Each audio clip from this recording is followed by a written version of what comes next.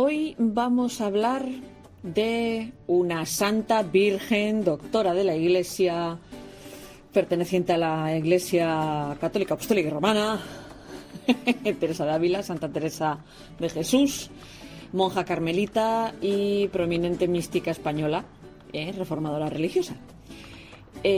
Como ya os dije, este es el último capítulo de los capítulos de Adviento.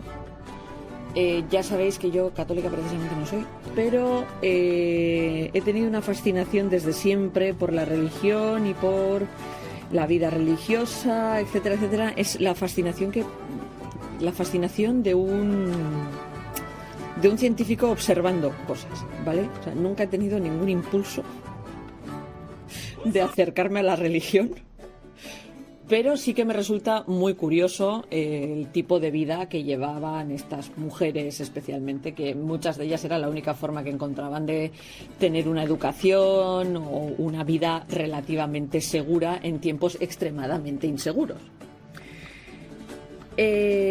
A Santa Teresa de Jesús, probablemente como muchos, la conocí en clase de literatura. Así, soy de letras y la conocí en clase de literatura. No sé si los que fuisteis por ciencias os tuvisteis que comer también a Teresa de Ávila como tema, pero bueno, tanto ella como alguno de sus coetáneos poetas místicos y demás. Eso, hoy hablaremos de ella. Último capítulo del podcast de Adviento, con este ya se termina y vamos a darle un descansito a mi voz durante una temporada. Y antes de empezar, muchas gracias por haber llegado hasta aquí, por haber escuchado todo esto, por no estar ya hasta el moño. Y empezamos todo esto con un pecador que acabó metido a cura y terminaremos esto con una santa directamente. Teresa de Ávila, carmelita descalza o miembro de la Orden de los Hermanos Descalzos de la Virgen María del Monte Carmelo, también conocida como Carmelitas Descalzas, era una monja española. Su nombre, antes de pasar a la historia como Teresa de Ávila, era Teresa Sánchez de Peda Dávila y Ahumada. Fue una monja carmelita y prominente mística española y reformadora religiosa. Estuvo activa durante la Contrarreforma y se convirtió en una de las figuras centrales de un movimiento espiritual y monástico de renovación, reformando la orden carmelita tanto para hombres como para mujeres.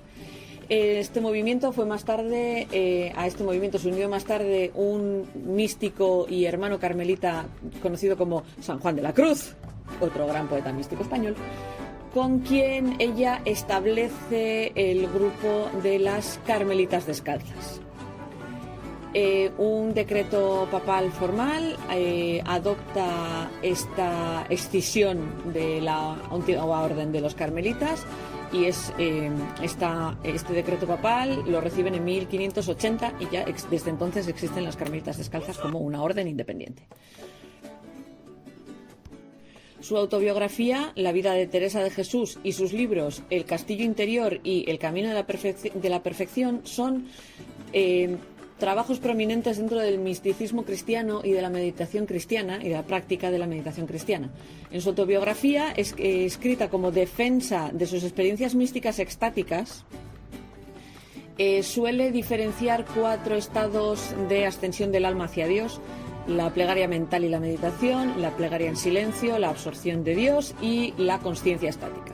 En El castillo interior, que escribió como guía espiritual para sus hermanas carmelitas, utiliza la explicación de 7 mansiones dentro del castillo del alma como diferentes estados en los que el alma de uno puede estar durante la vida de uno. 40 años después de su muerte, en 1622, Teresa es canonizada por el Papa Gregorio XV, y el 27 de septiembre de 1970 el Papa Pablo VI proclama a Teresa como la primera doctora de la Iglesia en reconocimiento de su legado espiritual de décadas dentro del catolicismo. Si recordáis, cuando os hablé de Hildegarda Bingen, Hildegarda Bingen fue nombrada doctora de la Iglesia por Benedicto XVI. La primera a la que nombran doctora de la Iglesia es a Teresa de Ávila. Teresa Sánchez de Cepeda, Dávila y Ahumada nace el 28 de marzo del 1515. 1515. No estamos seguros de si nace en Ávila o en Gotarrendura, que es un pueblo de Ávila. Y luego decís de los nombres de los pueblos vascos. Su abuelo paterno, Juan Sánchez de Toledo, era un converso. Odio la palabra que se utilizaba antiguamente para hablar de los conversos, de los judíos conversos. Marrano, odio esa expresión. Pero bueno, se supone que su abuelo paterno era un judío converso que se convirtió al cristianismo para no tener que emigrar del país. Cuando el padre de Teresa era un niño, Juan, su abuelo, fue condenado por la Inquisición española por volver al judaísmo, pero más tarde se le permitió volver a asumir una identidad católica. Su padre, Alfonso Sánchez de Cepeda, era un mercader de lana. Es que al final todo está relacionado con nosotros por alguna parte. Y era uno de los hombres más ricos de Ávila. Se compró un título de caballero y fue asimilado dentro de la sociedad cristiana sin ningún problema. Primero se casó con Catalina del Peso y Henao, con quien tuvo 3 hijos, y en 1509 se casa con la madre de Teresa, Beatriz de Ahumada y Cuevas, en Gotarrendura, y su madre la educó como una cristiana muy devota. Fascinada por los cuentos y las historias de las vidas de los santos, se escapó de casa con 7 años con su hermano Rodrigo para intentar ser mártires en la lucha contra los moros. Su tío los encontró, se los trajo de vuelta y porque se los encontró justo en las afueras de las murallas de Ávila. Las murallas de Ávila, que son un espectáculo que todavía a día de hoy siguen de pie, para los que no conocéis Ávila. Cuando Teresa tiene 11 años, su madre muere y Teresa se queda muy, muy triste. Esto es lo que le hace abrazar una mayor devoción hacia la Virgen María como su madre espiritual. Pero, a pesar de ser muy fan de las vidas de los santos, Teresa también era muy fan de la ficción popular. Le gustaban muchísimo las historias medievales de caballeros y los trabajos que hablaban de moda, jardines y flores. Con su madre muerta, Teresa es enviada a una escuela de monjas agustinas en Ávila. Estudia con estas monjas pues hasta que completa su educación y al principio se resistía a la idea de una vocación religiosa. Pero es después de pasar una temporada con su tío y otros familiares en las que al final claudica y en 1534, con 20 años, para gran disgusto de su padre, que era muy pío y muy austero, decide tomar los votos del convento de las Carmelitas del convento de la Encarnación, que digamos que eran como mucho menos estrictas que otras órdenes. Además, para Masinri, este convento de la Encarnación estaba construido sobre tierra que previamente había sido un cementerio para judíos. Como le gustaba leer, se dedicaba a la lectura de obras religiosas como plegaria contemplativa. Le gustaba muchísimo el abecedario espiritual de Osuna como guía para la examinación para hacer examen de conciencia y para la concentración espiritual y la contemplación interior, conocido en cuanto a nomenclatura religiosa como Oratio Recollectionis. También le gustaba mucho el tema del ascetismo, de los trabajos místicos ascéticos del Tractatus de Oratione et Meditatione de Pedro de Alcántara. Y como se venía muy arriba con el tema de la mortificación de la carne, se puso enferma varias veces. Y de hecho llegó a pasar un año entero en cama, llegando a preocupar muchísimo a su comunidad y a su familia. Casi se muere. Por esto, casi se muere, pero consigue recuperarse gracias a la milagrosa intercesión de San José. Empezó a vivir experiencias de éxtasis religioso en aquella época. cuando estuvo enferma, y ella decía que mientras ella estaba enferma había progresado desde el más bajo peldaño de la recolección, a recogerse sobre sí misma, a la devoción al silencio e incluso a la devoción del éxtasis, que es la que ella percibía como una perfecta unión con Dios. Decía que frecuentemente experimentaba una rica bendición de lágrimas hacia el final de este último paso de perfecta unión con Dios, la devoción del éxtasis. Yo no sé a qué os suena esto, pero a mí me suena muchas cosas. Mucho más terrenales, pero bueno. Es en este momento en el que entiende la distinción entre el pecado mortal y el pecado venial y llega a entender con horror cuáles son los horrores del pecado y la naturaleza inherente del pecado original. Para los que no sois católicos, el pecado original es esa especie de pecado general de la humanidad que nos cayó encima cuando Adán y Eva la lían en el paraíso y cae sobre ellos durante la caída y hereda todo el mundo, toda la humanidad. Como explica el libro 3 del Génesis, que es la expulsión de Adán y Eva del jardín del Edén. Y esto es porque venimos de un acto pecaminoso que es la reproducción sexual. Eso es lo que hay. Que Santa Teresa tuviese unas devociones de éxtasis que se parecen demasiado a un orgasmo, y luego tuviera casi una crisis cuando se dio cuenta de cuál era la naturaleza inherente del pecado original, pues imaginaos la pobre. Más o menos sobre esta época le regalan una copia de una traducción al español de las Confesiones de San Agustín de Hipona, que le ayudan a ser más resolutiva y a dejar de tener escrúpulos religiosos.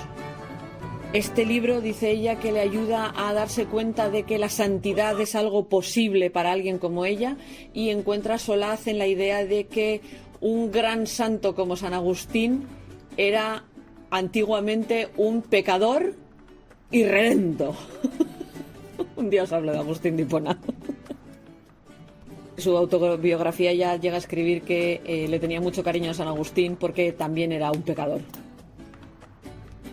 En 1556, o alrededor de esa fecha, a una amiga o un amigo no se le ocurre otra mejor idea que decirle que esa especie de conocimiento que tenía ella de ese acercamiento a Dios, etcétera, etcétera, podía ser de origen diabólico y no de origen divino.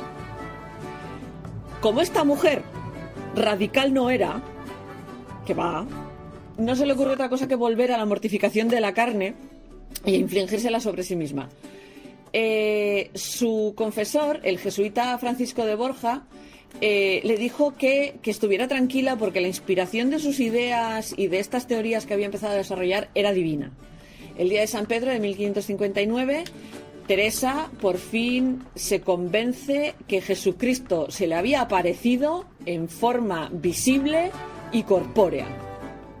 Tiene estas visiones ininterrumpidamente durante 2 años, y en otra visión es cuando ocurre la famosa transverberación, en la que un serafín con una lanza dorada alancea varias veces su corazón, causándole un inefable dolor espiritual y corporal. Y cito, porque lo dejó escrito. Estas son palabras de Santa Teresa. Vi un ángel cabe mí hacia el lado izquierdo en forma corporal. No era grande, sino pequeño, hermoso mucho, el rostro tan encendido que parecía de los ángeles muy subidos, que parece todos se abrasan. Veíale las manos un dardo de oro largo, y al fin del hierro me parecía tener un poco de fuego. Este me parecía meter por el corazón algunas veces y que me llegaba a las entrañas. Al sacarle, me parecía las llevaba consigo y me dejaba toda abrasada en amor grande de Dios. Era tan grande el dolor que me hacía dar aquellos quejidos y tan excesiva la suavidad que me pone este grandísimo dolor que no hay desear que se quite, ni se contenta el alma con menos que Dios. No es dolor corporal, sino espiritual, aunque no deja de participar el cuerpo algo. Y aún harto. Es un requiebro tan suave que pasa entre el alma y Dios, que suplico yo a su bondad lo dé a gustar a quien pesare que miento. Los días que duraba esto andaba como embobada. No quisiera ver ni hablar, sino abrasarme con mi pena, que para mí era la mayor gloria que cuantas hayan tomado lo criado. En fin. Que sepáis que esto se convirtió en algo tan importante dentro de la doctrina católica, que una de las estatuas más famosas de Gian Lorenzo de Bernini es el Éxtasis de Santa Teresa. Meted en Google Bernini, Éxtasis de Santa Teresa, y me decís si eso no es lo que es. Pero esto fue algo tan importante en el arte y en la devoción católica que Benedicto XIII, el 26 de marzo de 1726, establece la transverberación del corazón de Santa Teresa como festivo el 25 de agosto.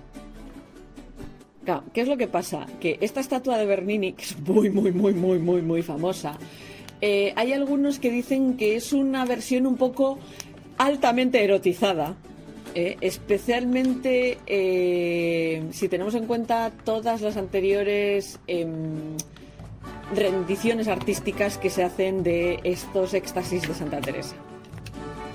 La memoria de este episodio le sirvió como inspiración a lo largo de toda su vida y la motivó en una imitación de por vida de la vida y sufrimiento de Jesús, que digamos que se solidifica en la frase que se suele asociar con ella de Señor, déjame sufrir o déjame morir. Teresa se convirtió en una celebridad en Ávila y solía dispensar sabiduría a través de la reja del convento. La gente iba a hablar con ella, iba a escucharla, y era conocida por estos éxtasis que le solían dar, que a veces incluso implicaban la levitación. Esta levitación era un motivo de vergüenza para ella y le solía pedir a sus hermanas, y cuando digo hermanas hablo del resto de las monjas, que la sujetasen cuando esto ocurría. Es más, historiadores, neurólogos y psiquiatras han tomado mucho interés en esta sintomatología, porque, como ella apuntaba prácticamente todo lo que pasaba durante su vida religiosa, hay una especie de registro médico del siglo XVI perfectamente preservado en su propia autobiografía. Los que han estudiado estos registros que había hecho ella y de otras fuentes, etcétera, han llegado a la conclusión especulativa de que lo que le pasaba era que tenía epilepsia. No es ni la primera ni la última figura religiosa que a posteriori se le atribuye algún tipo de problema neurológico o problema mental. Es lo que hay. Nos podemos quedar con que levitaba o que tenía epilepsia. Vosotros decidís. Con el paso de los años, Teresa se encontró a sí misma como a disgusto con la enfermedad espiritual que ella sentía que invadía el convento de la Encarnación, donde estaba ella metida monja. Entre las 150 monjas que vivían allí, no todas cumplían con el enclaustramiento. La observancia del enclaustramiento es una de las formas en las que la plegaria y la práctica espiritual se refuerzan y se protegen, y en el convento de la Encarnación pues esto era tan laxo que algunas es que directamente ni lo cumplían a ratos. Había invasiones diarias de visitantes, cuando normalmente tú en una clausura no puedes entrar alegremente. O sea, yo personalmente estaba en un convento de clausura, no. Yo, la no católica practicante ni por accidente, no estoy ni bautizada, he estado dentro de un convento de clausura porque tuvieron la amabilidad de dejarnos acceder a su archivo, porque necesitábamos catalogar parte del archivo, porque la fundación de ese de ese convento había sido originalmente en un sitio donde yo estaba trabajando, con unos archivos y tal, y tenían documentación que pertenecía al pueblo donde yo estaba trabajando. Bueno, no pertenecía al pueblo, pertenecía al convento, a la orden, cuando estaban establecidas en Ermua, en concreto, ¿vale? Donde estuve trabajando en Ermua. Y nos dejaron acceder al archivo y escanearlo. Estamos hablando de documentación de 1500 y pico, de documentación de esta misma época, de hecho. Y tal, y claro, era un convento de clausura y yo pude entrar tranquilamente, era muy, muy tranquilo el convento, el convento que está al lado de la iglesia de San Valentín de Berriochoa en El Hórreo. Las monjas, café de puchero con leche todas las mañanas con pastas y pastelitos hechos por ellas. Y decía, estas están intentando venderme la clausura. Pero la verdad es que me trataron muy bien, pero claro, normalmente para poder visitar tú tienes que pedir permiso, te lo tienen que conceder, etcétera, etcétera. Nosotros mediante un señor del Hórreo que tenía mucha relación con ellas, nos dieron el permiso, etcétera, etcétera, y estuve, pues, estuve varias veces, no fue cosa de 2 mañanas, o sea, estuve bastante, y me acuerdo que la última vez fue un 23 de diciembre, y me regalaron un pastel que fue el postre de mi casa esas navidades de ese año. Hacía maravillas, o sea, me hubiera metido en la cocina con ella si no hubiera tenido que trabajar de archivera, que es mi otra gran pasión en aquella época. Y estamos hablando de documentación de 1500 y pico, herencias y demás que hablaban de distribución de tierras del convento de Ermua, etcétera, etcétera. Entonces era muy importante para lo que yo estaba trabajando. Y fue un puntazo, porque me iba con mi escáner de mano y me dedicaba a escanear despacito, despacito todos los documentos, hacer una catalogación previa, etcétera, etcétera y tal. La verdad que me lo pasé como una enana. Por lo que estaba diciendo, en el convento donde estaba Santa Teresa, la gente entraba y salía como le daba la santa gana, incluidas las propias monjas. Normalmente las monjas tienen que tener un permiso especial del obispo para poder salir. Aquí se saltaban el tema, salían cuando querían. Como había mucha gente que pertenecía a rango social alto y con poder político interesante e importante, la atmósfera de recogimiento y plegaria pues se solía ir al carajo, literal. Porque las conversaciones eran vacuas, terrenales y frívolas. Aquí Teresa era estricta como ella sola. Estas intrusiones en la soledad que es necesaria para desarrollar y sostener una vida contemplativa correcta agobiaban muchísimo a Teresa y ella tenía muchísimas ganas de intervenir. Pero en aquel momento ella era una monja sin más. O sea, todavía no era abadesa ni nada por el estilo.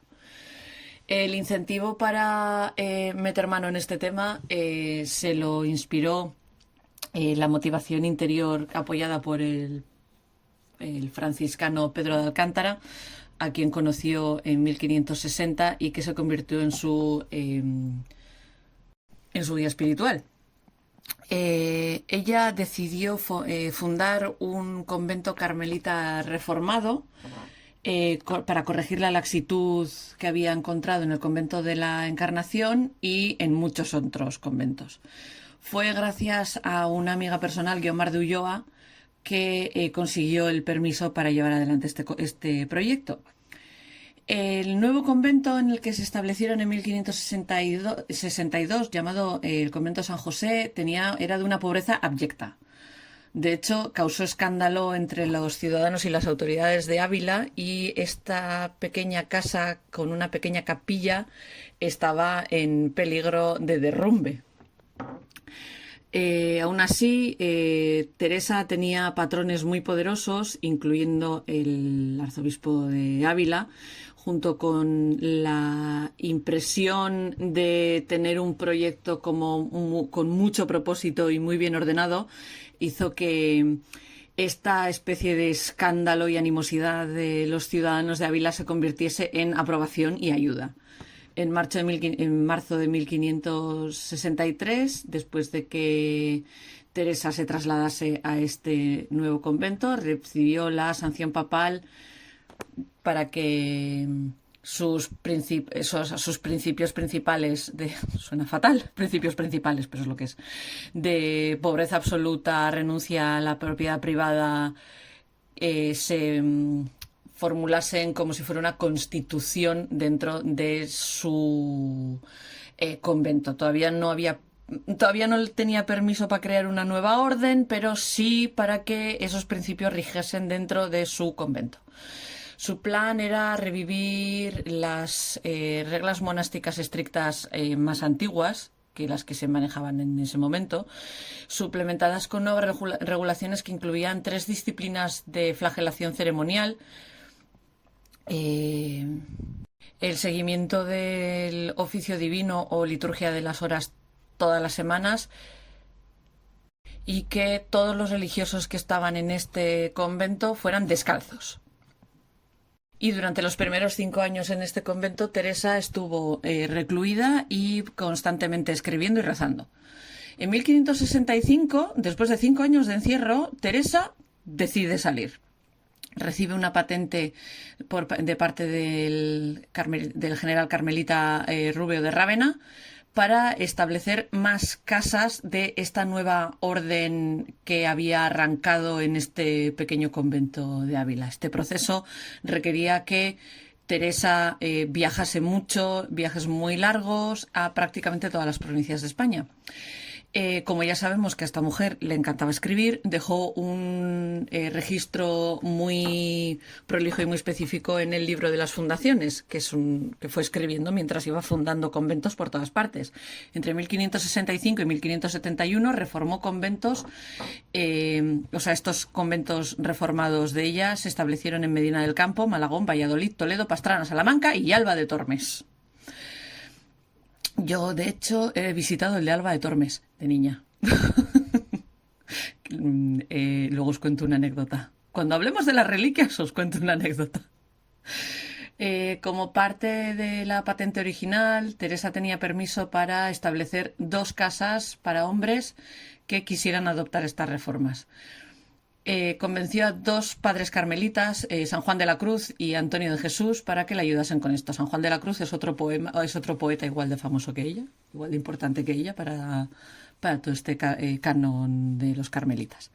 Fundaron el primer monasterio de los hermanos carmelitas descalzos en noviembre de 1565 en Duruelo. Otro amigo de Teresa, Jerónimo Gracián, que era visitador carmelita andaluz y comisionado apostólico, más tarde el padre provincial de la Orden de Santa Teresa, digamos que fue el que apoyó la fundación de los monasterios de Segovia, Beas de Segura, Sevilla y Caravaca de la Cruz. Mientras tanto, San Juan de la Cruz se dedicó a promover el movimiento de vida interior a través de su poder como maestro y predicador, porque Teresa tenía muchos contactos, pero no tenía tanto poder. Era una mujer y eso se nota. San Juan de la Cruz hizo muchísimo por promover todo este movimiento de vida interior de Santa Teresa en lo que era toda España. Pero no todo iba a ser maravillas, apoyos y demás. En 1576, miembros no reformados de la Orden Carmelita empiezan a perseguir a Teresa, a sus apoyos y a sus reformas y a sus seguidores. Después de que, la llevaron a juicio varias veces y demás. Después de cierta cantidad de resoluciones adoptadas por el Capítulo General de Piacenza, el cuerpo que gobernaba la orden prohibió que se fundasen más conventos reformados, de carmelitas reformados, de Teresa. Y le sugirieron amablemente que se fuese voluntariamente de retiro a una de sus instituciones. Ella obedeció, porque todavía estaba bajo la orden de este capítulo general de la Orden Carmelita, y se fue a San José en Toledo, mientras que sus amigos y asociados seguían recibiendo ataques porque parar no pararon. Algunos años más tarde, sus peticiones por carta al rey Felipe II de España consiguieron sacarla de este retiro voluntario. Como resultado, en 1579, todos los casos ante la Inquisición contra ella, contra Gracián y contra otros, fueron eliminados. O sea, se sobreseyeron. Si os acordáis del capítulo anterior, que estuvimos hablando de la princesa de Éboli, la princesa de Éboli fue una de estas personas que llevaron a juicio ante la Inquisición a Santa Teresa. Esto lo que permitió fue que esta reforma volviese a tomar fuerza, y un edicto del Papa Gregorio XIII permitió que se crease un provincial. Un provincial es como una especie de jefe, ¿vale? Especial para esta nueva rama de las carmelitas religiosas, y un decreto real creó un grupo de protección de 4 asesores para esta reforma carmelita. Durante los últimos 3 años de su vida, Teresa siguió fundando conventos por la península, y los fundó en Villanueva de la Jara en Andalucía, en Palencia, en Soria, en Burgos y en Granada. En total fundó 17 conventos, todos menos uno fueron fundados por ella, y muchos monasterios masculinos le deben esta reforma a ella durante las siguientes 2 décadas. Se puso enferma cuando todavía estaba envuelta en estos viajes, y su último viaje fue desde Burgos hasta Alba de Tormes, donde murió en 1582, justo el momento en el que la Europa católica estaba cambiando entre el calendario juliano y el gregoriano. Que esto lo que hizo fue que todas las fechas del 15 al 14 de octubre del calendario desaparecieran. Murió. No se sabe si exactamente a medianoche del 4 de octubre o justo a la mañana del 15 de octubre. O sea, se pasó, cuando se cambia el calendario, el juliano y el gregoriano, hay 2 semanas que desaparecen del mapa. Hay 11 días que desaparecen del mapa. Pasan del 4 de octubre al 15 de octubre. ¿Vale? Y es el 15 de octubre cuando se celebra el Día de Santa Teresa. De hecho, una cosa muy curiosa que ocurre con este cambio de calendarios es que mucha gente asume que Cervantes y Shakespeare murieron el mismo día, y no es verdad. No murieron el mismo día. Pero como pilló justo el cambio de calendario, no sé si es que Cervantes está adelantado o Shakespeare está adelantado, uno de los dos.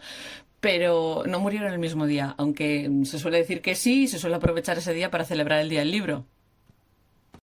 Que si no recuerdo más es el 23 de abril, pero no me hagáis mucho caso porque ahora mismo estoy tirando de memoria.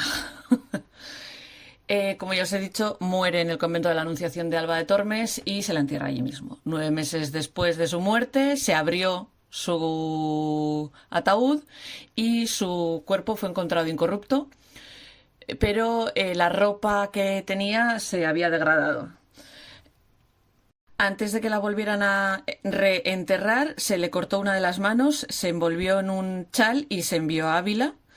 Gracián cortó el dedo pequeño de esta mano y, según su propio registro, lo guardó consigo hasta que fue robado por los turcos otomanos, y que consiguió recuperarlo pagando una especie de rescate de varios anillos y 20 reales. Se volvió a exhumar el cuerpo el 25 de noviembre de 1585 para trasladarlo a Ávila, y lo encontraron incorrupto de otra vez, y aprovecharon para cortarle un brazo que se dejó en Alba de Tormes a petición de las monjas del convento de Alba de Tormes para compensar la pérdida de la reliquia principal de Teresa, pero el resto de su cuerpo fue reenterrado en la casa de las Carmelitas Descalzas de Ávila.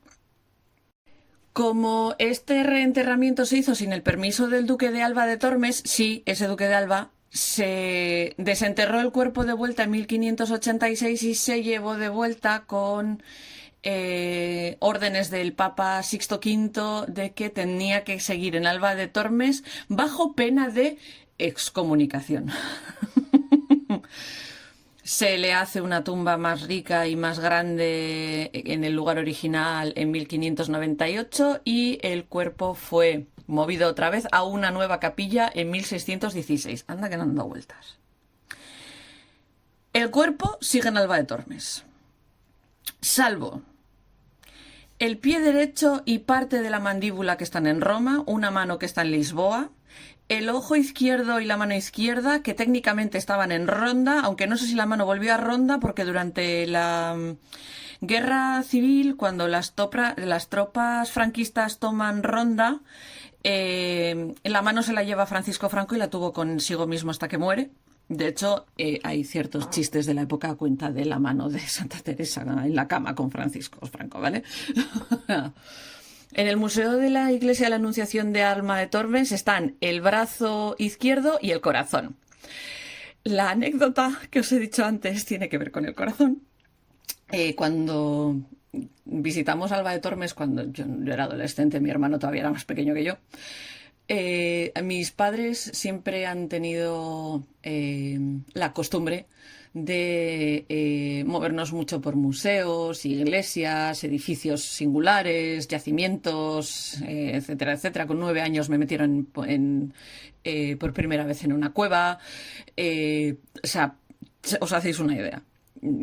He jugado saltando en dólmenes, o sea, no sé, o sea, mis padres siempre han estado muy centrados en ese tipo de cosas y en mi casa, cuando éramos adolescentes, se jugaba al veo veo con estilos arquitectónicos, para que os hagáis una idea del grado de friquismo que hay en mi casa. Bueno, el caso es que un año estábamos de vacaciones en agosto y fuimos a Alba de Tormes y estuvimos en la iglesia de la Anunciación, etcétera, etcétera. Íbamos con guía, tal, nos iban contando las cosas. Yo estaba horrorizada viendo el brazo derecho, pero mi hermano se debió de quedar fascinado con el corazón. Y menos mal que lo dijo en euskera y no lo entendió mucha gente, pero no se le ocurrió otra cosa que decir que el corazón de Santa Teresa parecía un pimiento. Tuvimos que aguantarnos las ganas de reír, obviamente, porque no te ríes en ese tipo de situaciones, pero nunca, jamás, en 30 años, se me ha olvidado el comentario de mi hermano diciendo «ala piparra dirudi», que es como «ala, parece un pimiento». Esa era la anécdota. Luego hay un dedo en la iglesia de Nuestra Señora de Loreto en París y otro dedo en Sanlúcar de Barrameda. Fue en 1622 cuando, 40 años después de su muerte, fue canonizada por el Papa Gregorio XV. Las Cortes la exaltaron como patrona de España en 1627 y la Universidad de Salamanca le concedió el título de doctora de la Iglesia, Doctor Ecclesiae, con un diploma en su vida, pero el título de doctor de la Iglesia, que se concede siempre de manera póstuma, se lo dieron el 27 de septiembre de 1970 junto con Catalina de Siena, siendo las dos primeras mujeres que consiguieron este título. Y a Teresa se la suele reverenciar, por decirlo de alguna manera, como doctora de plegarias. Os recuerdo que mi santa favorita, Hildegarda de Bingen, también es doctora de la Iglesia. Históricamente, Hildegarda de Bingen es muy anterior a Teresa, pero se le concedió el título de doctora de la Iglesia mucho más tarde. En cuanto a su patronazgo de España, o sea, de ser la patrona de España, en 1620 se debatía quién podía ser el santo patrón de España, de Castilla y el resto de territorios. Los candidatos estaban entre Santiago o él junto con Santa Teresa de Ávila. Los promotores de Santa Teresa decían que por culpa de la amenaza del protestantismo y el declive de la sociedad en Castilla necesitaban un patrón más contemporáneo que entendiese los problemas y que pudiese guiar a la nación española. Claro, los santiaguistas, Santiago, por Dios que es un apóstol, ¿sabes? Dijeron que, y eventualmente ganaron la discusión, dijeron que Teresa era muy popular a nivel local, pero que Santiago llevaba siendo el patrón de los españoles desde antes de que existiese como una especie de reino unificado de España. Para contrastar un poco con el tarambana de Lope, os voy a hablar un poquito sobre el misticismo de Santa Teresa. Probablemente una de las formas más fáciles de resumir Este misticismo de Santa Teresa es la plegaria conocida como Nada te turbe, que se le atribuye a Santa Teresa y que se encontró como un señalador dentro de uno de su breviario, como estaba escrito en un papelito dentro de su breviario, y ha funcionado como guía para mucha gente mística y con inquietudes religiosas parecidas a las de ella. Os lo voy a recitar y luego seguimos hablando del misticismo de Teresa. Nada te turbe, nada te espante, todo se pasa. Dios no se muda, la paciencia todo lo alcanza. Quien a Dios tiene, nada le falta, solo Dios basta. Comparado con Lope, es muy distinto a lo que hacía Lope. Personalmente, si tuviera que elegir, me quedo con Lope, pero me parece interesante Santa Teresa también como poeta. Como ya os dije, la preocupación principal del pensamiento místico de Santa Teresa se refleja consistentemente en toda su escritura y es la ascensión del alma hacia Dios. A ella lo único que le importaba era que su alma fuera Dios. Ya sabéis que no tenía apego a su forma física. No escribe de una manera sistemática una teología sobre la plegaria, o sea, los grados de plegaria que ella describe en sus libros no corresponden con el tipo de división de plegaria que se solía enseñar en aquel momento en los manuales de vida espiritual. Ella habla de sus experiencias personales. No hay vestigios en sus escritos ni de las teorías areopagitas, ni de la patrística, ni de la escolástica, nada. Es intensamente personal y su sistema no va más allá de su experiencia personal. No filosofa con otros autores. No sé si me explico. O sea, ella habla de lo suyo y no sale de ahí. Teresa describe el castillo interior, que es como su figura principal para hablar de esto, como el tesoro del cielo que vive enterrado en nuestros corazones y que es en esta parte interior del corazón donde está el centro del alma.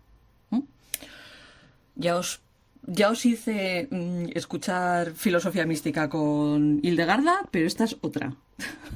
Un día estos me vais a mandar a la mierda porque llevamos más de un capítulo del podcast con filosofía, pero bueno, me dejáis estas cosas, ¿verdad? Como os he dicho, en su autobiografía describe 4 fases en las que utiliza la imagen de regar el jardín de uno mismo como la metáfora para la plegaria mística. Al principio existe la devoción del corazón, que consiste en la plegaria mental y la meditación. Esto lo que significa es que hay que sacar al alma del exterior con penitencia y especialmente con una meditación devota sobre la pasión de Cristo. La segunda es la devoción de la paz. Es donde la voluntad humana se rinde a Dios. Y esto se consigue con una especie de conciencia exaltada dada por Dios, porque otras facultades como la memoria, la razón y la imaginación pueden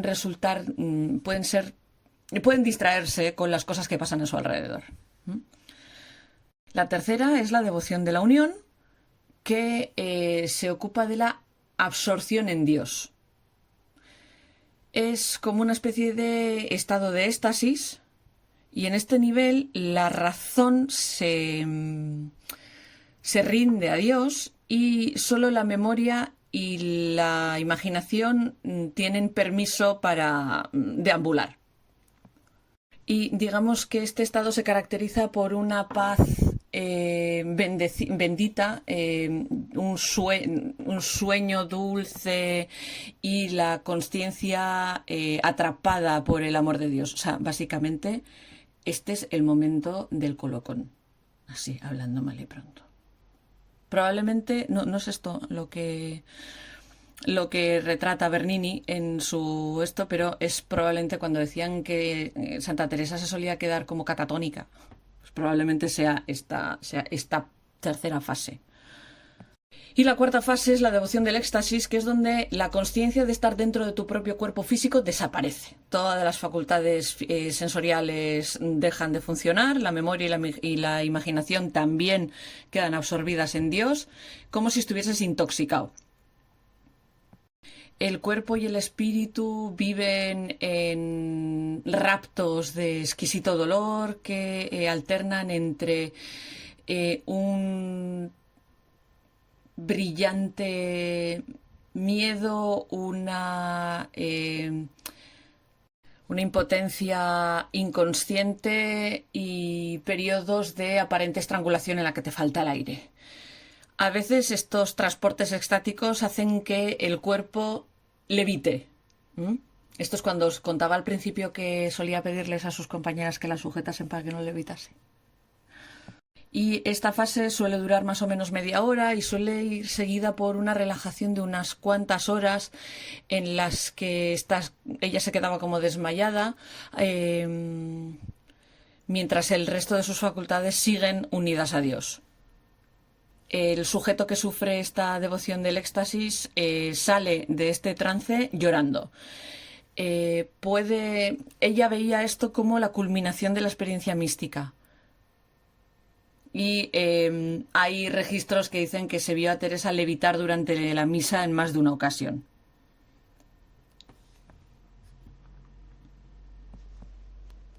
La otra parte más conocida de la teoría mística de Santa Teresa son probablemente las 7 mansiones del castillo interior, también conocido como las moradas. Pues si os encontréis como las moradas en algún punto, estamos hablando de esto. Que, lo he dicho, el castillo interior está dividido en 7 mansiones. Cada nivel describe un paso para acercarse a Dios. En su trabajo, Teresa había asumido la entrada a la primera mansión mediante la plegaria y la meditación.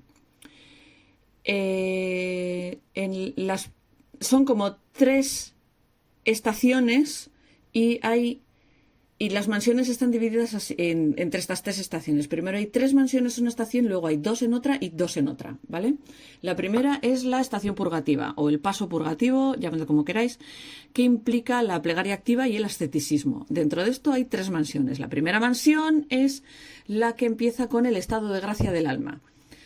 Pero las almas están rodeadas de pecados y solo empezando a buscar la gracia de Dios a través de la humildad se puede llegar a la perfección.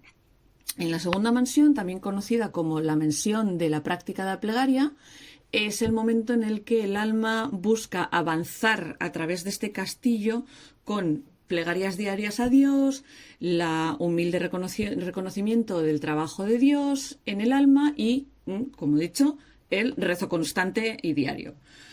La tercera mansión es la mansión de la vida ejemplar, caracterizada por la gracia divina y por el amor a Dios, que es tan grande que el alma tiene una aversión tanto a los pecados mortales como a los pecados veniales y un deseo de trabajar en servicio caritativo hacia los demás como la última gloria de Dios.